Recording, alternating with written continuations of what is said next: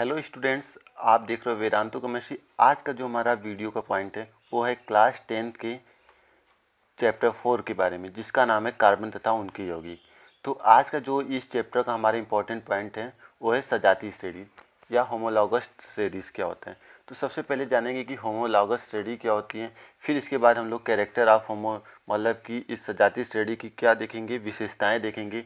फिर इसके बाद हम लोग देखेंगे सजातीय श्रेणी के सदस्यों के बारे में कि उनमें क्या क्या डिफरेंसेस होती हैं। ठीक, तो हम अपने वीडियो को स्टार्ट करते हैं और वीडियो में लास्ट तक बने रहिए, क्योंकि एग्जाम में यहाँ से कोई ना कोई क्वेश्चन जरूर आते हैं। और जितना मैं इसमें लिखवा दे रहा हूँ आप भी नोट करते जाओ, और आप यदि इतना लिख दोगे तो आधा नंबर भी इसमें नहीं कटेगा आपकी। ये बात ध्यान से सोच लो, और आप कापी पेन के लेकर लिखते भी जाओ, और जैसे जैसे मैं समझा रहा हूँ वैसे समझते भी जाओ। तो वीडियो में लास्ट तक बने रहो दोस्तों, क्योंकि ये वीडियो आपके लिए इंपॉर्टेंट है और क्लास 10th में यहाँ से क्वेश्चन जरूर आते हैं। तो देखते हैं सजातीय श्रेणी होती क्या है। तो सजातीय श्रेणी ऐसी श्रेणी होती है जब कार्बनिक यौगिकों का अणु सूत्र व क्रियात्मक समूह समान हो। अणु सूत्र का मतलब क्या होता है, जैसे कि मान लो यहाँ पे देखो जो होता है तुम्हारा एल्डिहाइड और कीटोन। तो एल्डिहाइड और कीटोन का अणु सूत्र होता है CnH2nO होता है, और कीटोन का भी यही अणु सूत्र होता है। ठीक, लेकिन वहाँ पे क्या होता है कि जो कार्बन और हाइड्रोजन की संख्या सब यही, मतलब टोटल जो फार्मूला होता है यही, सामान्य सूत्र ये होता है, लेकिन उनका स्ट्रक्चर अलग होता है। तो अणु सूत्र समान हो। और क्रियात्मक समूह क्या होता है, जैसे कि आप लोग एग्जाम्पल ले लो, मान लो कि CH3 CH2 CH3 है। ठीक, यहाँ पे एक एग्जाम्पल हो गया, इसका नाम एल्केन है क्योंकि हर एक कार्बन के बीच में सिंगल बॉन्ड आएगा। ठीक, तो एल्केन हो गया। अब यहाँ पे दूसरा एग्जाम्पल ले लो, CH3 CH2 OH। ठीक, तो OH जो यहाँ पे है ये क्या है, क्रियात्मक समूह।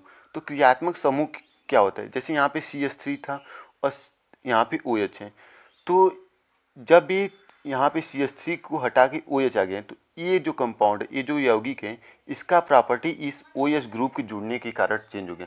तो ऐसे समूह जिसको कार्बन चेन से जोड़ने के बाद, कार्बन श्रृंखला से जोड़ने के बाद उस यौगिक की प्रॉपर्टी चेंज हो जाती है, उसे हम लोग बोलते हैं क्रियात्मक समूह। ठीक, तो क्या बोल रहे हैं, जब कार्बनिक यौगिकों का अणु सूत्र का मतलब हम लोग बता दें CnH2nO, मतलब कि यदि अणु सूत्र, मतलब एक इसका अणु सूत्र है, ये एल्केन का अणु सूत्र CnH2n तथा +2, और यहाँ पे CnH2n एक इसका एल्किन का सूत्र है। तो अणु सूत्र यदि समान होगा और क्रियात्मक समूह समान हो, ठीक, क्रियात्मक समूह भी समान हो, तथा इन्हीं 14 के अणु भार के अंतर, 14 का अणु भार, मतलब कि मान लो अणु भार में कितना का अंतर रहेगा, 14 का, या फिर CH2 के अंतर में व्यवस्थित किया जाए, तो एक श्रेणी का निर्माण होता है जिसे सजातीय श्रेणी कहते हैं। यहाँ पे अणु सूत्र हो गया, यहाँ पे क्रियात्मक समूह आपको बता दें कि ऐसा समूह जिसको कार्बन श्रृंखला से जोड़ने के बाद उस यौगिक की प्रॉपर्टी चेंज हो जाती है, उसे हम लोग क्रियात्मक समूह बोलते हैं। और अणु भार के 14 के अंतर में, अणु भार में 14 का अंतर का मतलब क्या हो गया, मान लो कि यहाँ पे एल्केन का एक उदाहरण ले लो, CH4। ठीक, CH4 ये तुम्हारा मेथेन हो गया, मेथेन, और C2H5 है, इसका नाम क्या हो गया, एल्केन हो गया। और दूसरा एग्जाम्पल क्या ले लिए, C2H6। ठीक, ये भी ये क्या होगा, एल्केन, एथेन, इसका नाम है एथेन। अब देखो यहाँ पे एक कार्बन है और यहाँ पे कार्बन कितना है, 2।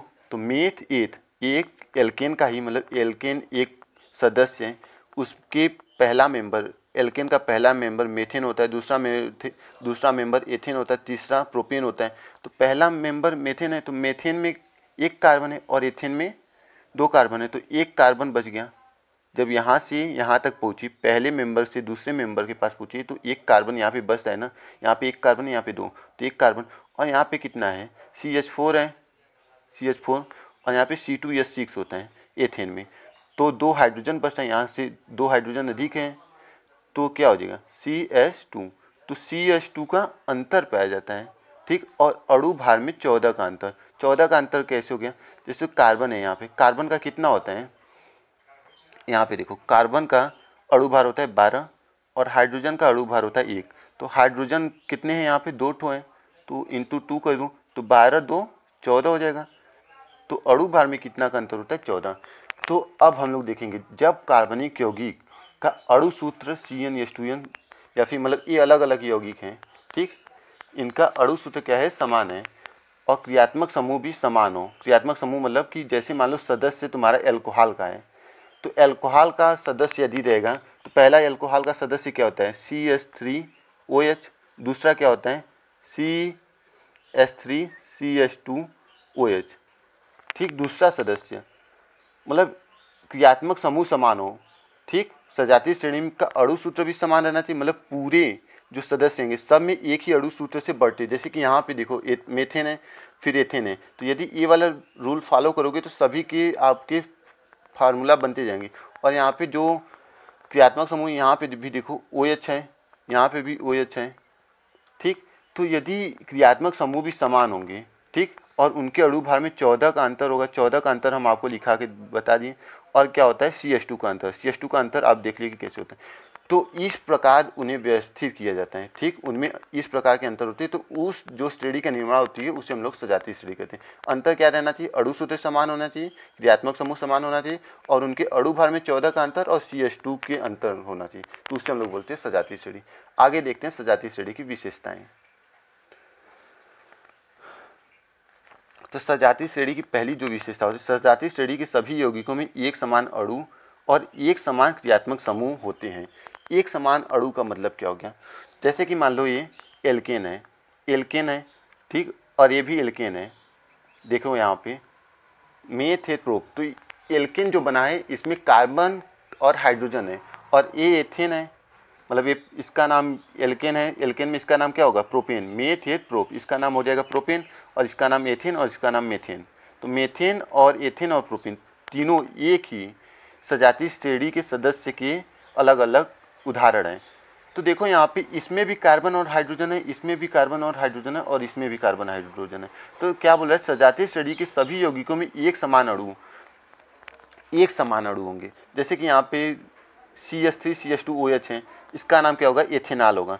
दूसरा एग्जाम्पल ले लो CH3OH, इसका नाम मेथेनॉल, क्योंकि इसमें एक कार्बन है, इसमें 2 कार्बन है, इसलिए इसका नाम एथेनॉल, इसमें एक कार्बन है तो इसका नाम मेथेनॉल होगा। तो इसमें कौन कौन सा अणु है, कार्बन हाइड्रोजन और ऑक्सीजन, और इसमें कार्बन हाइड्रोजन और ऑक्सीजन, मतलब कि सब में क्या होगा, अणु एक ही रहेगा और एक समान क्रियात्मक समूह, और दोनों में क्रियात्मक समूह क्या होंगे, एक समान होंगे, ठीक। सजातीय श्रेणी के जितने भी सदस्य होंगे उन सभी सदस्यों के एक ग्रुप में उनका अणु सूत्र, मतलब जो अणु होगा इसमें हाइड्रोजन ऑक्सीजन और कार्बन है, दोनों एक ही हैं तीनों, और इसमें कार्बन हाइड्रोजन ऑक्सीजन, तो चाहे जितने भी एलिमेंट्स हो जाएं उसमें सबका जो जैसे ये कार्बन एटम है तो यहाँ पे भी कार्बन एटम ही दिखेगा, यहाँ पे हाइड्रोजन है तो हाइड्रोजन, यहाँ पे ऑक्सीजन है तो ऑक्सीजन दिखेगा। ऐसा नहीं है कि यहाँ पे तुम्हारा क्लोरीन आ जाएगा, ब्रोमीन आएगा, ऐसा कुछ मैटर नहीं है, ठीक। दूसरा देखते हैं इसका नियम। कार्बन के यौगिकों में सजातीय समूह CH2 या 14 U का मतलब यूनिट होता है, 14 यूनिट अणु भार का अंतर प्रदर्शित करते हैं।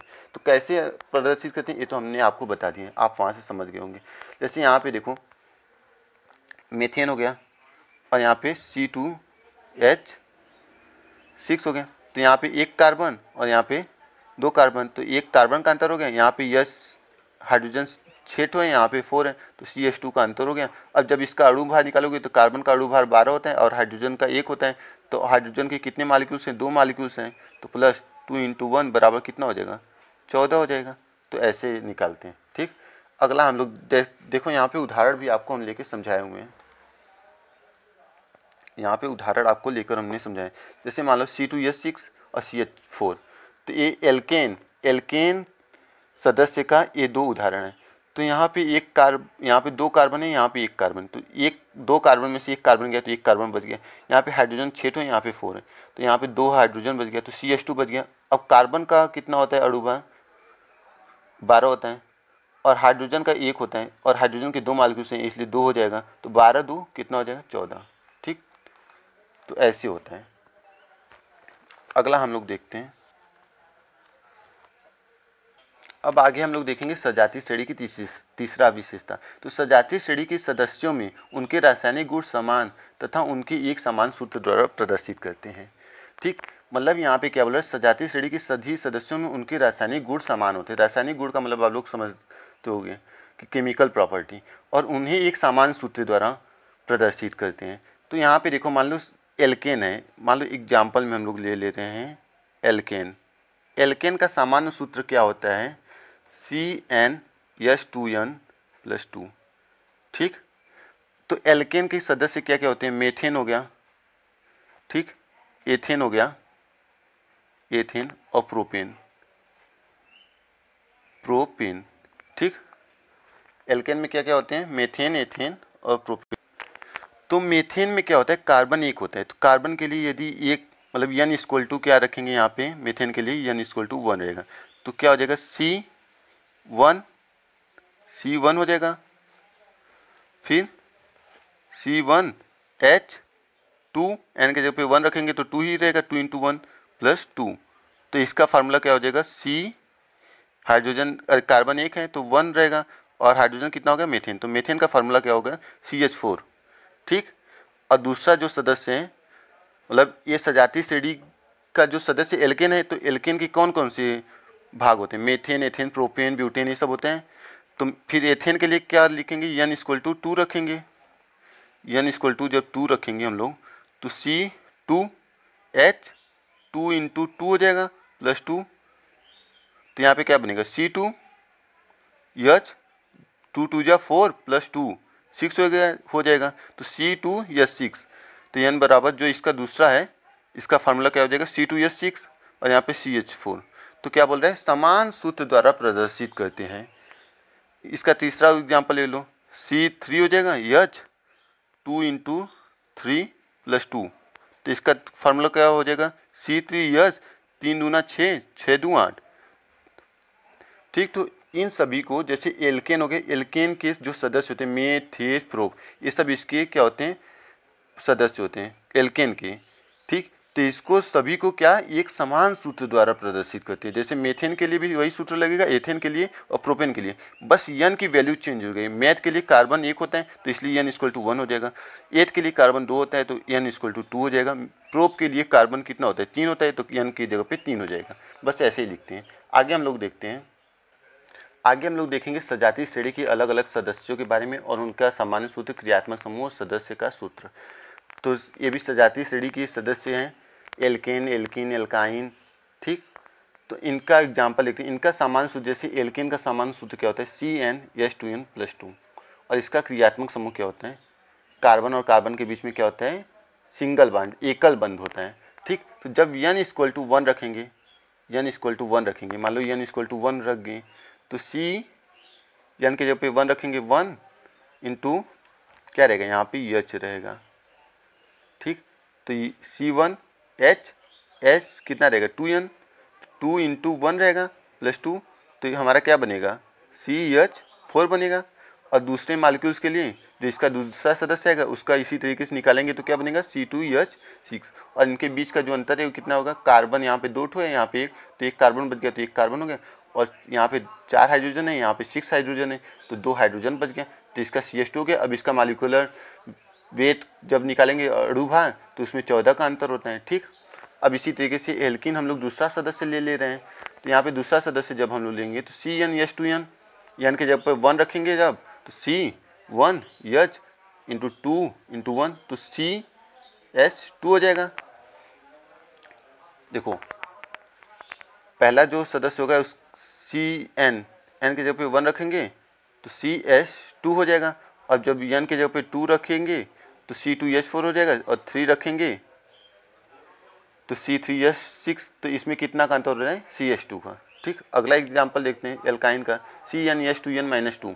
यहाँ पे कार्बन और कार्बन के बीच में ट्रिपल बॉन्ड होता है, मतलब 3 एकल बंध होता है। ठीक, तो यहाँ पे देखो जब n कितना रखेंगे, n=2 रखेंगे, और n=3 जब रखेंगे तो 2 रखने पर हमारा क्या बन रहा है, C2H, 2 × 2 = 4, 4 में से 2 गया 2, तो C2H2 हो गया। अब जब 3 रखेंगे तो क्या बनेगा, C3H, 3 2 जा 6, 6 में से 2 गया 4, तो दूसरा मालिक्यूल। अब इसमें भी अंतर देखोगे तो यहाँ पे 3 कार्बन है, यहाँ पे 2 कार्बन, तो 1 कार्बन बच गया और 2 हाइड्रोजन, और अणु भार में भी 14 का अंतर रहता है।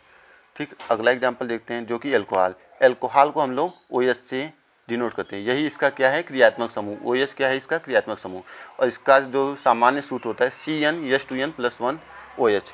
अब एल्कोहल यहाँ पे है, जब n इक्वल टू क्या रखेंगे 1, तो CN के जब पे 1 रख देंगे, और H 2 1 मतलब 2 1 जा 1 + 1, तो क्या हो जाएगा 3 OH, तो CH3 OH। अब जब n इक्वल टू 2 रखेंगे तो C2 H 2 2 जा 4 1 5 H5 OH। तो जब ये दोनों हो जाएंगे, अब n इक्वल टू 1 रखने पर, n इक्वल टू 2 रखने पर, अब इसके बीच का जो अंतर है CH2 का है।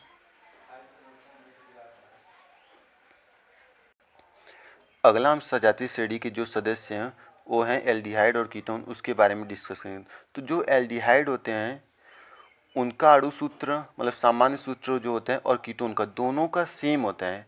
बस एक बात को आपको डिफरेंस रखनी हो कि यार आखिर में पहचानेंगे कैसे एल्डिहाइड और कीटोन के लिए।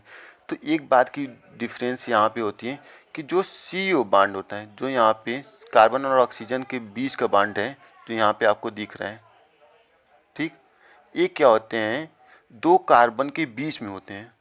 ठीक, कहाँ पे होते हैं, 2 कार्बन के बीच में होते हैं।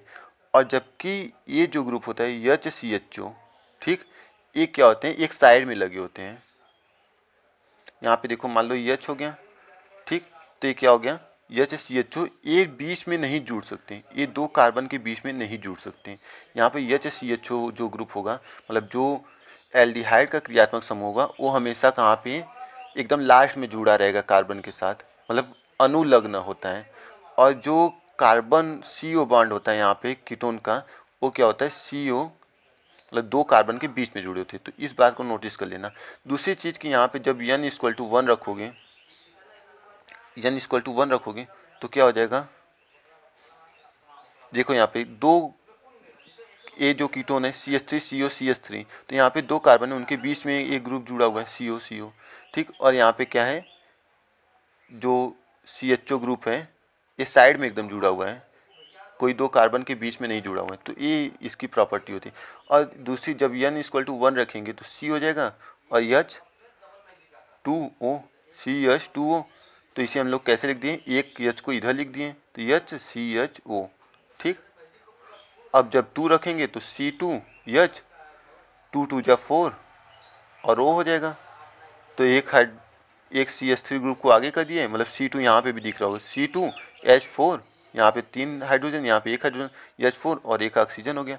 और इनके बीच का अंतर कितना है, देखो यहाँ पे 1 कार्बन है, यहाँ पे 1 कार्बन 2 कार्बन, तो 2 कार्बन है यहाँ पे और 1 कार्बन है, तो यहाँ पे 1 कार्बन का अंतर हो गया। और 2 हाइड्रोजन, यहाँ पे 2 हाइड्रोजन है, यहाँ पे 4 हाइड्रोजन दिख रहा है, 3 यहाँ पे 1 यहाँ पे, तो CH2 का अंतर हो गया, ठीक। अगला हम लोग देखेंगे कीटोन के बारे में। तो कीटोन का भी फार्मूला सेम होता है एल्डिहाइड की तरह ही, लेकिन यहाँ पे क्या होता है, CO ग्रुप होता है, 2 कार्बन के बीच में जुड़ा होता है, ठीक। इसको बोलते हैं टर्मिनल ग्रुप और इसको बोलते हैं अनटर्मिनल।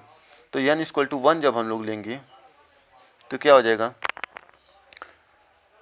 यहाँ पे देखो n इक्वल टू जब 1, यहाँ पे देखो कार्बन टोटल कितना है 3 कार्बन, तो n इक्वल टू क्या हो जाएगा 3 कार्बन है, तो 3 कार्बन ले लो, यहाँ पे n इक्वल टू 4 कार्बन होगा, ठीक। तो यहाँ पे देखो जब 3 कार्बन तो C3 हो जाएगा, n 2 इंटू 3 6 O, तो यहाँ पे 3 कार्बन हो गए और हाइड्रोजन कितना हो गया 6 हो गया और 1 ऑक्सीजन हो गया। और जब यदि 4 रख देंगे तो C4 हो जाएगा, H 4 दूनी 8 O C4 H 8 O हो जाएगा। और इनके बीच का भी अंतर वही CH2 मिलेगा जैसा कि हर बार मिलता रहे। अगला जो हम लोग एग्जाम्पल देखेंगे कार्बोक्सिलिक अम्ल। तो कार्बोक्सिलिक अम्ल का क्या होता है, CnH2nO2, इसका सामान्य सूत्र होता है। और इसका क्रियात्मक समूह क्या होता है COOH। इसे ऐसे भी लिख सकते हैं हम लोग, ऐसे भी लिखते हैं, ठीक। तो इसे भी हम लोग लास्ट में जब भी कोई कंपाउंड रहता है उसके लास्ट में यहाँ COOH लिखते हैं। अब इसके लिए जब कार्बन की हम लोग 1 लेंगे, मतलब कार्बन 1 रहेगा तो n के जगह पर 1 रखेंगे और H 2 इंटू 1 और O कितना होगा 2, तो इसका नाम क्या हो जाएगा CH2O2। अब इसको हम लोग कैसे लिख दिए यहाँ पे, एक हाइड्रोजन को आगे रख दिए H, और कार्बन के साथ 2 ऑक्सीजन हो गया और H, इस तरीके से हो गया। यहाँ पे भी देखो एक कार्बन है, एक कार्बन, 2 ऑक्सीजन, 2 ऑक्सीजन और 2 हाइड्रोजन है, 2 हाइड्रोजन हो गए यहाँ पे। ठीक, जब 2 रखेंगे तो हमारा ये बन जाएगा। कैसे ये बनेगा, देखो C हो गया, N के जगह पे 2, H 2 इंटू 2 और O2। अब इसका फार्मूला क्या होगा, C2H4O2। इसको कैसे लिख दिए हैं, CH3, C एक है और हाइड्रोजन कितना है, 4 है, तो CH3 COOH। यहाँ पे देखो कार्बन 2 हो गया और हाइड्रोजन 4 है, तो 3 हाइड्रोजन यहाँ पे, 1 हाइड्रोजन यहाँ पे और 2 ऑक्सीजन है, तो 2 ऑक्सीजन यहाँ, और इसके बीच की भी अंतर कितना होगा, CH2। देखो यहाँ पे 2 कार्बन है और यहाँ पे क्या है, 1 कार्बन, तो 1 कार्बन के अंदर हो गया और 2 हाइड्रोजन की, यहाँ पे 4 हाइड्रोजन, यहाँ पे 2 हाइड्रोजन, तो CH2 का अंतर हो गया। तो मुझे उम्मीद है कि दोस्तों आपको ये वीडियो पसंद आई होगी और पूरी अच्छी तरीके से समझ में आई होगी। और यदि आपको ये वीडियो अच्छी लगी हो तो प्लीज़ हमारे चैनल को सब्सक्राइब कर दो, क्योंकि आपके लिए मैं हमेशा प्रयास करता हूँ कि अच्छी से अच्छी चीज़ें और जो भी चीज़ें समझाऊँ वो आपको कहीं नहीं मिले। और यदि आप इतना एग्ज़ाम में लिख लेते हो तो आपको एक भी नंबर्स कटने वाले नहीं। और मुझे उम्मीद है कि पूरी अच्छी तरीके से आपको समझ में आया होगा, क्योंकि मैं जो भी वीडियो लाता हूँ पहले 4-5 जगहों पे देखता हूँ और उसके बारे में फुल डिटेल्स में लाता हूँ। तो प्लीज़ दोस्तों हमारे चैनल को लाइक ज़रूर करिएगा और हमारे चैनल को सब्सक्राइब करके ज़रूर जाइएगा। और जो भी इसमें नहीं समझ में आए हो वो प्लीज़ कमेंट में बताइए, मैं उसे और बेटर करने की कोशिश करूँगा। Thanks for watching my video. फिर मिलेंगे नए वीडियो के साथ, तब तक के लिए धन्यवाद।